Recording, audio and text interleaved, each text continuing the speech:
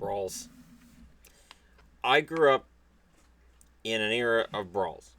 I remember them. Remember them well. What I've got on the board here is the anatomy of the last regular season brawl we saw before the rules got changed. And then I'm going to tell you a story about the last brawl that happened that was bench clearing, which actually happened before a game. The game hadn't even started yet. We'll get into that one because the story for that one, anyways, to me, it's interesting, resonates, and I'll go ahead and I'll copy and paste the link for the article into the description for this video because it's interesting. So, February 26, 1987, the NHL had a problem. There were 11 bench clearing brawls in 86-87. You'll notice I've written the numbers for how many bench clearing brawls there were every year in the NHL up until 86-87, 11, 6, 14 in 84-85. That's a high. 78-79, there were 13. There was, of course, famously the Rangers-Boston Bruins brawl where Milbury, O'Reilly, and all the boys ended up in the stands, Madison Square Garden. It was insane. When people say, I went to a fight and a hockey game broke out, this is the era they're talking about. This is an era that doesn't exist anymore. You don't see it. You're not going to see it. February 26, 1987, Jay Miller pairs off with Basil McRae, who was a Nordique at the time. So this is between Quebec and Boston. Nevin Marquardt pairs off with Mahler. Dale Hunter chases Ken Linseman around the ice, and Norman Rochefort pairs off with Bork. Now, depending on which version of the story you agree with, Bob Sweeney's either the first one on the ice because Ray Bork's in a fight, or he's the first one on the ice because he's trying to pull Dale Hunter off Ken Linseman. I think he's trying to pull Dale Hunter off Ken Linseman because that's a mismatch. Linseman was a rat, not a fighter. And Dale Hunter was a fighter and a rat. There were 6 game misconducts given out to Boston Bruins, 3 to Quebec Nordiques in that game. There were 11 fighting majors given out in that game. 96 penalty minutes to the Bruins, 71 to the Nordiques. All 40 players were involved in the brawl. There was at 9 minutes and 5 seconds into the second period at a time when the Bruins were up 4-0. They won the game 6-2. It really doesn't matter what the final score was. When we see a game now that the score kind of gets out of control, I expect a fight. When it's 4-0, 5-0, I expect a fight. Back then, you expected a brawl. That 5th goal, oh, you're trying to embarrass us. There's a pride that exists. And I'm going to go with baseball. Baseball is mostly stupid in terms of the whole fighting aspect. So pitcher throws ball at batter. Maybe it's on purpose, maybe it's not, who knows. The other pitcher in the next inning throws at the batter for the other team and gets thrown out of the game, and everybody comes out of the dugout, and they mostly talk and yell and hug and shove. And there's very, very few cases where there's actual punches thrown. But there have been injuries in these bench-clearing schmozzles in baseball. There hasn't been a bench-clearing brawl in hockey worth mentioning since 86-87, outside of a couple. There were a couple in 87-88. There were a couple in 89-90. A couple in 91-92. And, of course, in 97-98, the Rangers and the Devils decided to have a rematch from 91-92. And the Rangers and the Devils really didn't like each other. And that was kind of standard. These are all, for the most part, matchups between teams that had some set of animosity towards each other from previous incidents, or just they didn't like one another. And that's where we'll get with the playoff mention, because I remember that playoff game implicitly. This brawl I remember, but the brawl I remember the most was Montreal-Quebec back in the day, which was, I think, 84. That was brutal. But the brawl that finally pushed the NHL over the edge, this was part of it. This is part of the reason why people, to this day in parts of the U.S., talk about all the fighting in hockey. Because there's a lot of footage that was shown on the news from these fights. And sadly, hockey is still saddled with this baggage. Even though if you look at the players who are involved, Jay Miller, Basil McRae, Nevin Marquardt, Randy Moller, Dale Hunter, Bob Sweeney, Ray Bork, Norman Rochefort, Linseman, and there were others. Tough tough players.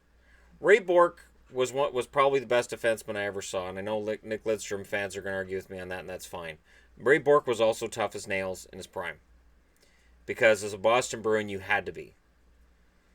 This was a team that Terry O'Reilly had played for. Even Bobby Orr in his day was tough as nails. You had to be tough to be a Bruin, same as you did with Philly. And to some extent, Montreal as well. Montreal doesn't get the credit for how many brawls they were in the 80s. They were in quite a few. When you're a good team and you're capable of running up the score, you're going to make the other team angry, and they're going to want to prove themselves. And when you got Chris Nyland on your team, well, things tend to happen. So this is that game. February 26, 1987, 30 years ago. And that phrase, "I went to a fight and a hockey game broke out," is still out there. Now, let's get into, and I'm going to read the parts that I think are pertinent to this whole topic. It's the music that makes the mayhem. From high on the rafters of the Montreal Forum, an organist plays a lovely little number once made popular by polka meister Frankie Yankovic. The song's unsung lyrics are, "Somewhere my love, there will be songs to sing." Down on the ice, before the start of Game 6 of the Prince of Wales Conference Final, that's what they used to call the Eastern Conference Final, there is no love, only clots of anger and ugly welts of violence. Players are fighting, players are streaming out of the dressing rooms to join in. Chris Nyland of the Montreal Canadiens is battling Dave Brown of the Philadelphia Flyers. Brown isn't wearing a jersey, shoulder pads, or undershirt. This is why you have fight straps now. This is why you have the tie-downs. This is why that rule exists. It's because fighters like Dave Brown would do that. And whether it was something imposed on them by the opposite team or whatever, and of course Gino Odjick famously skated on the ice like, against St. Louis, and it was kind of embarrassing. Even as a guy who liked Gino, I thought that was embarrassing. Nyland had precious little to hold on to as the two exchanged bare-knuckle greeting cards. Nowhere to be seen as the organist plays is a referee or linesman. It is a melee that would have made Flyers' forefathers, the original Broad Street Bullies, flush with pride. They were ones who took the game into a dark corner and beat the living daylights out of it, winning 2 Stanley Cups in the process. And if you look, as the Broad Street Bullies came in and became dominant, that's when you start seeing double digits. Now, there was a season, I think it was 70-71, where there were 10 or 11 brawls as well. So it's not all Broad Street Bullies, but they won with it. They won playing that way. And this team in 87 was still tough. The Flyers were still a rough and tough team to play in 87. And they even had a goaltender that could fight. Coming only months after a nasty scene between the Boston Bruins and Quebec Nordiques, right here, the pregame brawl in Montreal signals a need for sanity. It is May 14th, 1987, the end of the bench-clearing madness. What happened in Montreal, and this was written a few years ago, 25 years ago, now it's 30 years ago, was the folie à deux the NHL could no longer ignore. After seeing so many blights, so many nights, the league introduced tougher legislation, increased suspensions, added hefty fines, and new standards. And they worked. Within 2 years, the game was virtually void of bench-clearing brawls. It proved the NHL could set the right tone if it was truly interested. And like I said, the year after they changed the rules, there's 2. The year after that, there's none. The year after, there's 2. The year after that, none. The year after that, there's 2. So definitely when players are like, I want to step on the ice, it'll cost me money. It'll cost me a lot of money.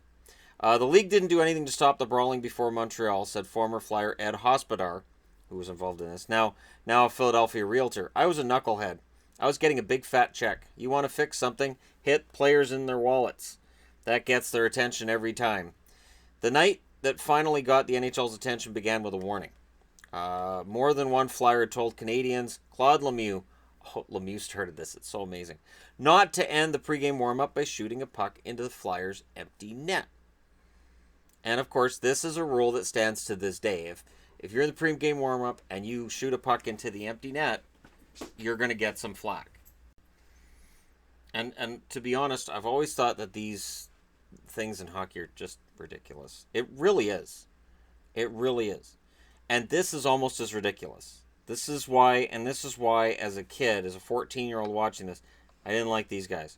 After the Flyers left the ice, Claude Lemieux and teammate Shane Corson snuck back on the ice with a puck to shoot into the Philadelphia net. On such silliness, the game of hockey was destined to change. One of the things that gauges when people say, I don't watch hockey, there are too many big brawls, said Terry Gregson, NHL's officiating supervisor. I know right away those people haven't watched a game in years because it's been a long time since we had a bench-clearing brawl. And this is true. Most of the fighting has gone out of hockey, but the fans who don't want to watch fighting have already stopped watching because they tuned off for the fighting. And I don't know how many that is. I don't know very many people who actually have ever said to me, oh, I don't watch hockey anymore because those Flyers, they start all those fights. I can see people saying, I'm going to watch that game tonight because the Flyers start fights, or I'm going to watch the game tonight because I want to see people pick fights with the Flyers and beat them up. That's a Chris Pronger jersey, so I can keep pointing at it because people wanted to beat him up the most. Gregson was a referee when the Bruins and the Nordiques emptied their benches during regulation play and chased each other around the rink. Gregson surveyed the action and wrote down numbers and details like a cop at a 3-car pileup. In the 70s and 80s, a referee's work often meant making order from disorder. Players with marginal skill could draw an NHL salary for spending as much time in the penalty box as on the ice, sometimes more. It was how the game was played at every pro level. When it came through the AHL, the Central League, we used to have some pretty chaotic games. You were ready for the NHL. You compared refereeing to a full-scale brawl to trying to stomp out a brush fire. You wait for the hose to come out. Ron Finn and Ray Scampanello worked that game. We went to the box and said, where should we end up? We worked backwards so that if one team deserved more penalties, we wanted to be sure there were enough players left in the game. It's trial by fire. It took only seconds for the Montreal-Philadelphia pregame spark to become a 3-alarm blaze. Hospodar and backup goalie Chico Resch raced back onto the ice when they saw Lemieux and Corson. Hospodar said of Resch, Chico was an innocent bystander, a nice Roy-born Christian guy, and I took him into the dark side. Soon players from both teams poured out of the dressing room. Overlooked at the time was how Flyers coach Mike Keenan addressed 24 skaters for the warm-ups. Montreal had 18 and 2 goalies. Again, those were the days. We dressed a lot of guys, Brown acknowledged. Lemieux's pregame ritual was a silly thing, but if he was going to do it, we weren't going to put up with it. So Philly dressed more guys than they could play in the game because they knew what was coming. It's Mike Keenan. This was Mike Keenan hockey. You want to play tough? Keenan's right there with you. The closest I can think in the game today would be Tortorella. And I know he's settled down a lot, but if somebody bullies his players or he perceives that there's a score that needs to be settled, he's very likely to be very vocal about it. He may not be able to send guys out. He may not be able to have brawls like we used to have in hockey, but he'll be very vocal about it. He'll be very, very vocal. And I think if bench clearing brawls were still allowed, I think he would probably be involved. Nyland recalled fighting Brown for 8 to 10 minutes, then having to play the game. I was basically spent before it even began, and there was Dave sitting on the bench the whole game. Looking back on it, it was kind of stupid. This is Chris Nyland saying that. Others have their lasting memories. Someone sucker punched Larry Robinson, said Montreal defenseman Chris Chelios. What I remember was nothing happened because there was no referees to make any calls. It was out of control. I remember hanging on to Mike Stuthers and seeing Philadelphia's Don Nackbauer punching Larry Robinson, said Canadiens forward Brian Skrudland. I went, oh my goodness, that night was crazy. I'm not sure that oh my goodness was what he would have said in that moment, but it's the edited version in the article. The fallout was swift. All the fire starters were interviewed by Brian O'Neill, the NHL's executive vice president in charge of discipline. Montreal general manager Serge Savard was incensed. Philadelphia counterpart Bob Clark thought it was all rather entertaining, especially since his team won the series. Questioned by O'Neill, Hospodar declined to comment and took the biggest hit by being banned for the rest of the playoffs. I played 2 more years after that game, Hospodar said. It just wasn't done anymore. In the summer of '87, the NHL instituted Rule 70.1 to penalize players who left the bench to engage in a fight. 10-game suspensions and a maximum $10,000 U.S. fine. Plus fines for coaches who accidentally or intentionally lost control of their players. The league also restricted the numbers of players who could skate in the pregame warm-up. Those measures helped rid the game of its ugliest welt. We can call that the Mike Keenan rule, I guess. Well, since we know something's probably going to happen, I'm going to dress a bunch of extra guys, and they're probably going to be big, tough, and likely to beat the crap out of some Montreal Canadiens. What I remember about that series, what I remember about the battles between Philly and Montreal. And this was not the only Philly-Montreal battle. Philly and Montreal genuinely hated each other. I remember Bobby Smith. Bobby Smith, who was a gentle soul, not a guy that I considered to be really tough. I remember watching him skating off, walking off, and fans throwing all kinds of crap at him. Philly fans just raining down beer cups and crap all over him. And him kind of giving a wave to the fans of derision and realizing just how ridiculous it all looked. This is the stuff that the U.S. markets everywhere would put on television. Wouldn't even be on the sports. It'd be, hey, look what happened tonight in a hockey game. Oh, those wacky hockey players. The game was popular. The game got more popular after they got rid of the bench clearing brawls. Wayne Gretzky moved to L.A. And there is something to be said for how silly the entire thing looks now. And you still see it. How many bench clearing brawls this year would Matt Tkachuk have caused or been a part of? I can think of two. Where Matt Tkachuk would have been involved or have caused bench clearing brawls if they still existed now. Ken Linseman is on that board for a reason. Ken Linseman absolutely could aggravate teams to the point where they would just lose it, just snap. Is there a policeman for those players now? No, but was there then? Notice, Ken Linseman had been in the league for a while, and he was still being a rat and still aggravating people. The idea that players played nicer because there was all these policemen in the game, no, all these policemen had jobs because there was fighting in the game and brawls. And as much fun as some of these brawls were to watch, and I can think of some of them that went on for 15, 20 minutes, and I remember that famous before Game 6 of a playoff game brawl. And I realized that if Nashville and Pittsburgh had been able to have that kind of a brawl in last year's Stanley Cup Finals, I think it would have happened. The hatred by the end of that series was that high between those two teams.